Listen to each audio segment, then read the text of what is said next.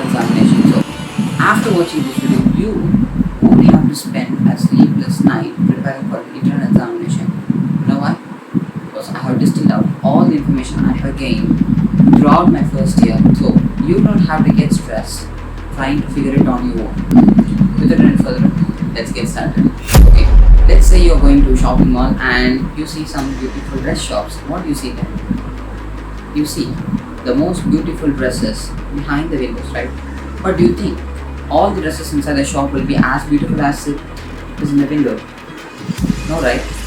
So it's the presentation that attracts you. That's what you're going to do in the exam. The first thing you can do to increase your marks without improving your study patterns or anything is just improving your presentation. Just imagine the teacher is having so much work, and they are not just teachers, they are doctors, so they have to go to the clinics. So they don't have much time to correct each and every paper with full interest.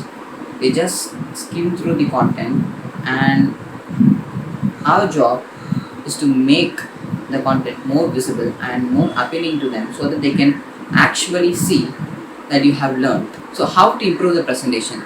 Start using sketch pens and stick pens and keep it very minimal. Just use some pink, violet and blue. These three colors are more than enough to improve your presentation 100 times. And you don't have to write so slow and keep your handwriting so beautiful. It's more than enough if you just make your handwriting legible. It's more than enough if you just make the handwriting understandable. Let's get into it. The second point is drawing diagrams. Why are diagrams so important? If you give a child a book, which book is he going to take? A book with many pictures or the book with just text? The book with images, right? The same goes with invigilators. If they see so many diagrams, even for theory concepts, if you are able to explain them with some flow charts or diagrams, they understand that you have understood the concept. Our job is to make the invigilator know we have learned that topic. To make them understand that we have learned, the only way is to improve your presentation. And by making more diagrams, it gives them a clear understanding that we have understood the topic. The next thing is about time management. I can't stop emphasizing the importance of time management in any of my videos. So why is time important? Even during the university exams, many of my friends left questions unattended. They didn't even touch the question just because they didn't have time. So just think, if you're writing your university exam and you know a question very well and you was not able to attend that just because you don't have time, how awful it is, right? So there are some questions you know very well. So it doesn't mean that you have to keep them writing and writing.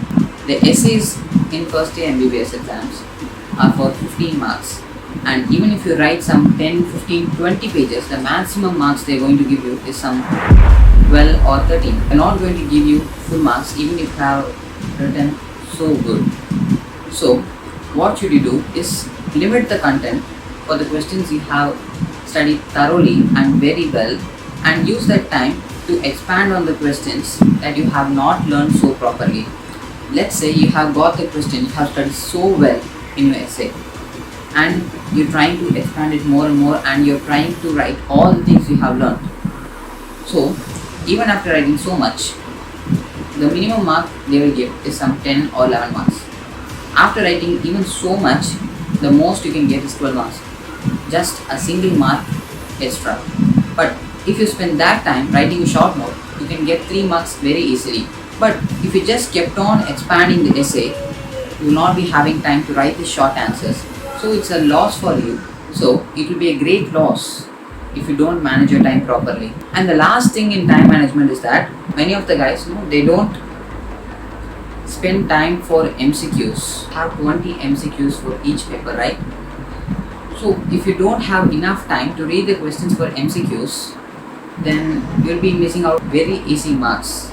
So if you don't have enough time to read the questions and read the options to make the right answer, you'll be losing easy 20 marks of your exam.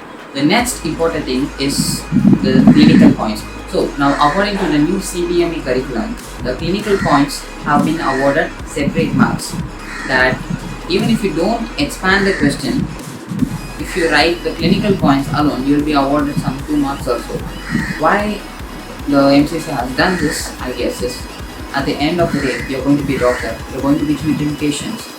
So it's important that we're not only strong in theory, we have to be strong in the clinical points too. So that's the main objective of becoming a doctor. So when preparing for the exam, if you have studied the clinical points and during the exam, if you have forgotten the content for the question, by remembering the clinical points, you'll be able to expand the content from the clinical points itself. It's a thing which will help you improve marks. Also, it will help you remember things. Hey guys, thank you for watching the video, and if you found this video useful, please drop down a comment and a like, and please to subscribe to the channel.